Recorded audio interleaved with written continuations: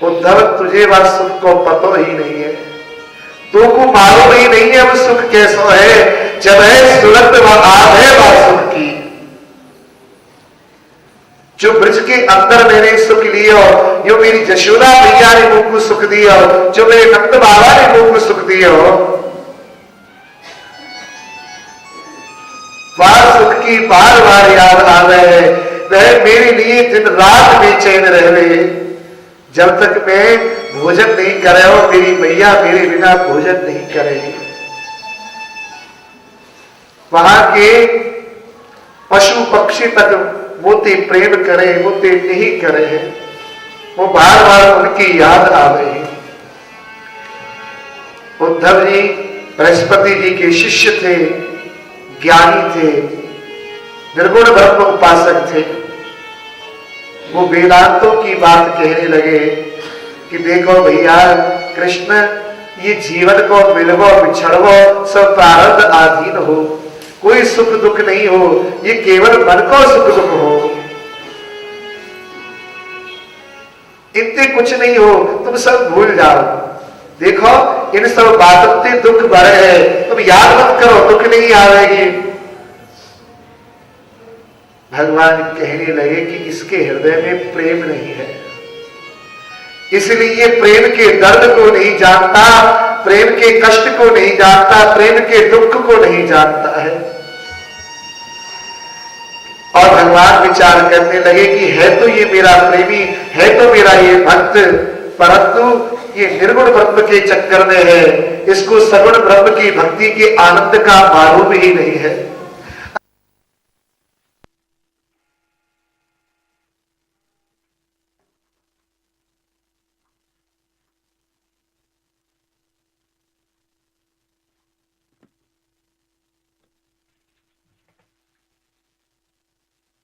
करता हूं, माधुरी की बात करता हूं, यह वैराग्य की बातें करने लग जाता है, और मुझे वैराग्य में आनंद नहीं आता, मुझको तो भक्ति की बातों में आनंद आता है, प्रेम की बातों में आनंद आता है। अब तो इसको प्रेम सिखाने के लिए जरूरी है, मैं कितनी भी विद्या याद पढ़ाऊं, ये नहीं सीखे लो। ब्रज को देव पठाई पई है प्रेम तहाये पाई। इसको मैं ब्रजभूमि को भेज देता हूं, वहां जब ये गोपियों से साथ जाकर वार्ता करेगा, जब उनके प्रेम को देखेगा, तब इसके हृदय में प्रेम उमड़ेगा। ऐसा मन में विचार किया। अब वह युक्ति रच रहे हैं। एक दिन भगवान बोले कि उद्धव तुम तो बड़े ज्ञानी हो, देखो मैं यहाँ रोऊं कि मेरी याद करके सभी ब्रजवासी रोवे हैं। अगर वे मेरी याद करके नहीं रोएंगे तो मैं भी नहीं रोऊंगा, क्योंकि मेरा तो ये प्रण है, ये यथा आप प्रपदन्ते तावस्तेव भजाते हम, जो जिस प्रकार मेरा भजन करते हैं मैं भी उसका उसी प्रकार भजन करता हूं, उसी प्रकार करता हूं। अगर वो मेरी याद करके नहीं रोएंगे तो मैं उनकी याद करके नहीं रोऊंगा, तो उनको मेरे निर्गुण ब्रह्म का उपदेश दे दो। उद्धव जी कहने लगे भैया इसमें कौन सी बड़ी बात है, मैं केवल 3 दिन में उनको ज्ञान सिखा के वापस लौट के आ सकूं, क्योंकि मैं बृहस्पति जी को शिष्य हूं। ये ज्ञान अहंकार की बढ़ोतरी करता है और भक्ति में अहंकार होता नहीं। भक्ति में दीनता है, भक्ति में समर्पण है, और ज्ञान में अहंकार है। ज्ञानी व्यक्ति ही अहंकारी बनता है। अब भगवान को उद्धव के ऊपर कृपा करनी थी। कहा कि उद्धव को अहंकारी, जब तक अहंकार इसके नहीं हटेगा तब तक ये मेरा प्रेमी भी नहीं बन पाएगा। कहा कि भैया ठीक है, तुम जाओ और ब्रज में जाकर उन गोपिन के, उन ब्रजवासिन के दुखन को हरण कर दो, उनको ज्ञान पढ़ा दो, कि ठीक है। अब उद्धव चलने को तैयार नहीं। अब जैसे ही तैयार रहे तो पुनः अपने ब्रज की याद आ रही है। उद्धव तुम जाओगे ना तो एक काम करियो, मेरो संदेशो कह दियो कि कहा वहां मेरी मैया है, मेरे बाबा है, बड़े व्याकुल है वो बिना। उनते जाके कहियो उद्धव ब्रज जइयो मेरी मैया सुनइयो तेरो लाला दुख पावे मेरी मैया सुनइयो। कोई न मुख धोवे जन अचरन पोछ संभारे माखन रोगी नाम न जाने कनुआ कहे कोई न पुकारे। उद्धव ब्रज जइयो मैया सुनइयो। हे उद्धव जब तुम जाओ ब्रज में मेरी मैया से कहियो कि मैया तेरे कन्हैया तेरी बहुत याद आवे है, वो तेरी याद करके रोवे है। और मैया जानते हम तुमसे बिछड़े ना मैया, बात हमारा जो मुख अपने आप जैसे धोयो करे और अपने आंचल से हमारे मुख को पहुंच रही, यहाँ कोई हमारा वो गर्म जल करके हमारे मुख को नहीं धोवे है और अपने आंचल से हमारे मुख को कोई नहीं पहुंचे है। भैया यहाँ तो नौकर चाकर है वे लगे रहे भैया, जो तेरो भाव जो तेरो आनंद है वो इनके अंदर थोड़ी है। भैया जानते हम तेरे पास से आए ना, वो अपनो प्रिय माखन मुख खाने को नहीं मिले हो भैया। यहाँ कोई माखन को नाम नहीं जाने, जहाँ 56 प्रकार के मेवा है, मिठाई है, भोग है, परंतु भैया लोगों पपड़े जैसो आनंद कोई माखन में आ रहे हैं वैसो आनंद वो और कोई वस्तु में नहीं आ रहे हैं। भैया तेरी बहुत याद आ रहे हैं, तेरी माखन की याद आ रहे हैं, तेरे लाड़ की याद आ रहे हैं, तेरे प्यार की याद आ रहे हैं। और भैया तू जाके मेरे बाबा से कहियो, अरे बाबा तुम्हें निपट निठुर बन कीनो सूर श्याम पहुंचाए मदपुरी बहुत संदेश न लेनो। बाबा तू इतना निष्ठुर हो गया कि मुझे मथुरा में छोड़कर उन्हें मेरा संदेश लेने नहीं आया, मेरे कुशल से पूछने नहीं आया। अरे बाबा तूने ऐसा क्यों किया? अरे भैया ये प्रारंभ ही ऐसा है, ये भोग ही ऐसा है कि कौन विध कर्म बलवान उदय भयो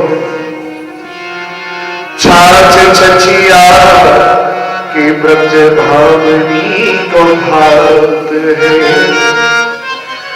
मुक्ति हो पदार्थ सौ दे चुके बकी को हम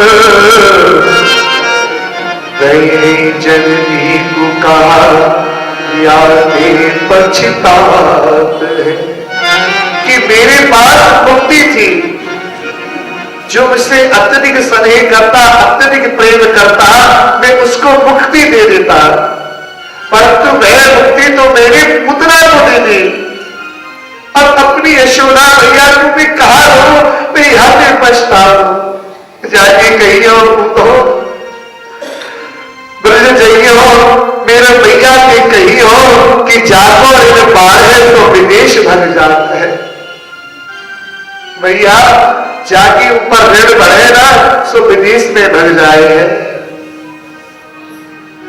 तुम्हारा प्रेम का कर्ज भैया मेरे ऊपर इतना बढ़ गया इतना चढ़ गया कि तुम्हारी प्रेम को ऋण चुकाने में मैं असमर्थ रह गया, मैं नहीं चुका पाया, या हरे भगा है। भैया जाके संदेशों कह दिया कि तुम चिंता मत करो, मैं सब कह दूंगा। हे कृष्ण, हे केशव, तुम धैर्य धारण करो। ठीक है भैया। और देख उद्धव, तुम जब जाओगे ना तो मेरे वस्त्र पहन के जाइयो, मेरी पीतांबरी पहन के जाइयो, मेरे मोर पंख को मुकुट पहन के जाइयो। कि क्यों भैया? कि वो जाते, क्योंकि जो ब्रज गोपी है ना केवल मुझसे ही बात करें, वे और कोई से बात नहीं करें। तुम जब वहां जाओगे वे तुमसे बात नहीं करेगी, परंतु जब तुम मेरा पीतांबर, मेरे मोर पंख को मुकुट पहन के जाओगे, तब ये ब्रज गोपी तुमको मेरा अपनो प्रिय प्रीतम समझेगी, फिर तुमसे सब बात करेगी। मेरी ब्रज गोपी केवल मेरे भक्तों से ही बात करे, वे संसारी लोगों से बात नहीं करे, जो केवल उनके ध्यान उनके भक्त हो केवल उनकी करे। या करके तुम मेरी पीतांबरी, मेरी मोर पंख को मुकुट पहन के जाइए। ठीक है, भगवान ने अपनी पीतांबरी दे दी, उद्धव ने पीतांबरी पहन ली, दुपट्टा पहन लिया, बनमाला पहन ली, मोर पंख का मुकुट धारण कर दिया। भैया अब तुम जाओ। ठीक है, रथ पर सवार हो गए, उद्धव जी चल रहे हैं, परंतु भगवान कृष्ण पीछे पीछे चल रहे हैं। उद्धव जाके मेरी भैया ने ये जरूर कहियो कि तेरे लाला को तेरी बहुत याद आवे है, कि मैं कह दूंगा। अरे मेरे बाबा ने कहियो कि बाबा मेरी गैया को संभाल के रखियो, मेरी गैया कोई कष्ट नहीं पावे है। कि हाँ हाँ मैं कह दूंगा। रथ आगे आगे चल रहा है और भगवान श्री कृष्ण पीछे पीछे दौड़ते दौड़ते चल रहे हैं। अरे भैया एक बात तो रह गई, पर ब्रज गोविंद ने कहियो कि मैं बहुत जल्दी वापिस आ जाऊंगा, शीघ्र ही वापिस आ जाऊंगा, जैसे थोड़ा सा काम है और काम है खत्म करके मैं जल्दी वापिस आ रहा हूँ। हाँ मैं कह दूंगा, जरूर कह दूंगा। फिर पीछे पीछे भाग रहे। तो देखो देखो तो मेरी किशोरी के पास जाओगे ना, उन किशोरी से जाके कहियो कि देखो तुम्हारा कृष्ण तुम्हारी बहुत याद करे है। ऐसा कौन सा अवतार वह कृष्ण से है गया कि तुमने ब्रजमंडल से निकाल के कृष्ण को दूर फेंक दिया है। तुम बापू बुला रहे हो, मैं कह दूंगा तुम वापस जाओ। फिर आगे आगे भाग रहे। अरे उद्धव मेरी बात तो सुन, जाके मेरी भैया से कहियो कि मेरे खेल खिलौना वहां रखे हुए हैं, कोई गोपी उन खिलौना को चुरा के नहीं ले जाए। अरे मैं कह दूंगा भगवान कृष्ण आज भागते चले जा रहे हैं। अब उद्धव कह रहे कृष्ण अब तुम लौट जाओ, बहुत दूर तक आ गए। मैं सब कह दूंगा, अब जल्दी आके सब संदेशा तुमको दूंगा। अच्छा याद करके कह दीजिए। और उद्धव जी का रथ चल रही है, भगवान कृष्ण खड़े खड़े उस रथ को देख रहे हैं, जब तक उसकी ध्वजा दिखनी बंद नहीं हुई कि आज उद्धव मेरे प्रेमियों से, मेरे ब्रजवासियों से मिलने जा रहे हैं। और इधर भगवान व्याकुल है और इधर उद्धव जी का रथ ब्रज की सीमा में प्रवेश करता करता नंदगांव में जा पहुंचा है। सायं वेला हो गई। अब उद्धव ने जाकर पूछा भैया, एक गोप मिला ब्रजवासी कि भैया एक नंद भवन कहाँ है। वह बोला भैया तुम मथुरा से आयो है ना। कि हाँ, कैसी जानी। अरे भैया जो मथुरा से आवे है ना वही नंद भवन को पतो पूछे है। एक अक्रूर हो आयो हो, वो नंद भवन को पतो पूछ रहो, वो यहाँ आया और हमारे प्राण को, हमारे जो प्राण आधार भगवान कृष्ण उनको अपने संग ले गए हो। अरे उद्धव, अब तुम यहां कहां ले आए हो भैया? अब यहां तो कछु नहीं है, यहां तो सबकी विचित्र दशा है कि श्री कृष्ण चंद्र ने मथुरा के गोकुल को आए वो छोड़ दियो, तब ते प्यारी ब्रिजवासिन ने पन घट पे जाए वो छोड़ दियो। लता सब सूख चुके, यमुना किनारों छोड़ दियो। अरे भैया, जब ते आते श्याम सुंदर मथुरा को चले गए हैं और मुझको लौट के नहीं आए हैं, तब तक जो है ब्रज गोपी है ये पनघट में जल भरवे नहीं जाए हैं, क्योंकि जब ये पनघट पे जल भरवे जाए हैं तो इन्हें कन्हैया की याद आ रहे है कि यहाँ कन्हैया हमारी मटकी फोड़े कहो, हमारा रास्ता रोके हो, और वे व्याकुल रह जाए, उनको मन नहीं लगे हो, वे बह के कारण डूबी भई, वे पनघट पे नहीं जावे हैं। और देखो धर्म, ये सबरे जितने भी लता पता है ना, सब सूखे भये हैं जब हमारे कन्हैया है, जबकि ऐसे नहीं है। जब ते श्याम सुंदर या ब्रज को छोड़ के चले गए, लता पता भी उनके ब्रह में सूख गए हैं। बीन पखार वज्र धरी रहे,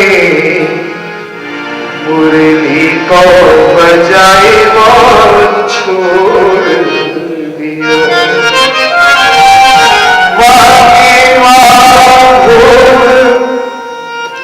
लगावत है, माखन को खाए वो छोड़ दिया। अरे भैया, अब तो वे श्याम सुंदर मथुरा के राजा है गए, अब तो उनने माखन खावो भी छोड़ दियो, अब तो वे 56 भोजन में खावे हैं। अरे उद्धव, अब तो यहां कहां देखवे आयो है? यहां कुछ भी नहीं रहे है।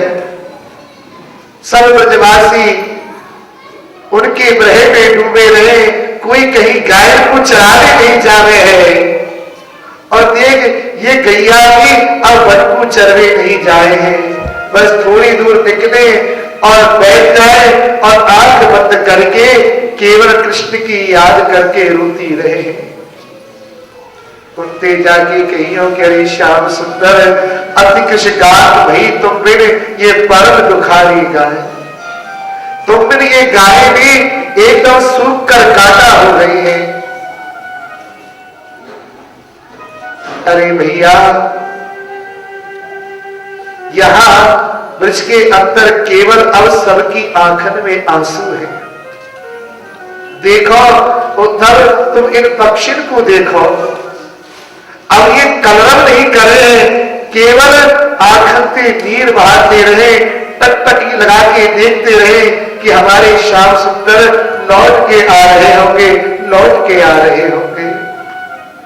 भैया, हमारी यह दशा है, हम नित्य प्रति नंदगाम की सीमा के बाहर आके बैठ जाएं, रोज प्रतीक्षा करें कि हमारे श्याम सुंदर, हमारा कन्हैया लौट के आ रहे हो, पर भैया सायंकाल है जाए है, वो लौट के नहीं आ रहे हैं, हम निराश है कि वापस लौट आ रहे हैं। और भैया, तुम्हें अगर नंद भवन को पता पूछना है तो देख, ये जो नारो बनारो जो आ रहे है, या तो उद्गम नंद भवन पे ही है रहे है, बस तो यार पनारे के नारे के संग संग जहां पानी को जो आ रहा है स्रोत, जाके सन सन चलता हो चलो जा, जो तो सीधो तो को नंद भवन में पहुंचा देवे। परंतु उद्धव, ये जो स्रोत जो आ रहे हो, ये पानी को जल नहीं है, ये घर को जल नहीं है, यह नंद बाबा और यशोदा मैया के आंसू को जल है। जब से भगवान कृष्ण कन्हैया या ब्रज छोड़ के गए हैं, तब से ही निरंतर यशोदा मैया और बाबा की आंखों से अश्रुधारा बहती रहे हैं, निरंतर अटूट रूप से बह रही है, और उन्हीं की ये आंखों को जल की बह के आ रहे हैं। जाके तुम कहो कन्हैया थे, अरे सावरिया, अरे नंद नंदन श्याम सुंदर, तुम ब्रज को लौट आओ, क्योंकि यहाँ सभी गोपिन के बुरे हाल हैं। सभी गोपी अपनी आंखों से आंसू बहा बहा के कृष रहती जा रही है, सूख रही है। उनकी आंखों से इतने आंसू बह रहे हैं कि ऐसे यहाँ एक नहीं सैकड़ों हजारों नारे बह रहे हैं, प्रत्येक घर में तेरे कर रहे हैं। गोपिन के आंसुआन को नीर बनाए बहके भये नारे, नारे नो सो भई नदिया, नदिया नद है गई कोट कंगारे।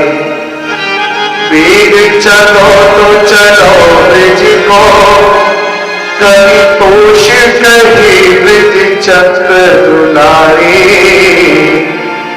बेनद चाहत सिंधु भये, भये तो बही चला। कि भैया इन गोपिन के आंसू से इतना नीर निकल रहे है कि ये नारे बह बह के एक जगह आपस में मिलके बहुत बड़ी नदी बन रही है, और यह नदी में इतनी बाढ़ आ रही है। अगर श्याम सुंदर तुम लौट के नहीं आए तो इन आंसू की बाढ़ में ये सारा ब्रज बह जाएगा और डूब जाएगा। अरे श्याम सुंदर, तेने ऐसी निष्ठुरता क्यों कर ली? अरे कन्हैया, हमने तुमसे प्रेम किया, तू ऐसा निष्ठुर क्यों है? तू लौट के क्यों नहीं आ रहे? अरे श्याम सुंदर, हमारी आंखों में आंसू बह बह के सूखते जा रहे हैं, परंतु तुम वापस नहीं आ रहे। मुख सूख गया यदि रोते हुए, फिर अमृत ही बरसाया क्या? भवसागर में जब डूब चुके,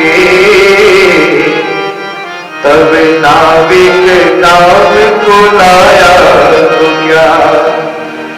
युग लोचन बंद हमारे हुए, तब निष्ठुर तू मुस्काया तो क्या? जब जीवन ही न रहा यज्ञ में, तब आकर दर्श दिखाया तो क्या? श्याम सुंदर, तुम्हारी याद में, तुम्हारे विरह में रोते रोते हमारे आंसू सूख गए, मुख सूख गया।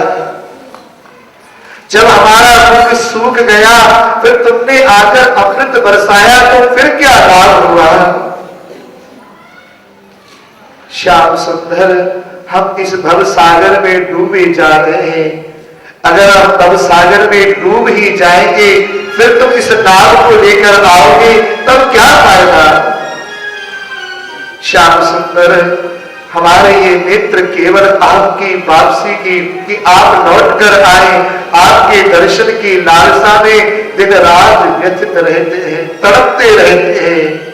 अगर हमारे ये नेत्र ही बंद हो गए, हमारे इन नेत्रों की ज्योति ही चली गई, तब निष्ठुर तो मुस्कुराता भी रहे तो क्या लाभ? हम तेरे उस मुस्कुराहट को तो नहीं देख पाएंगे।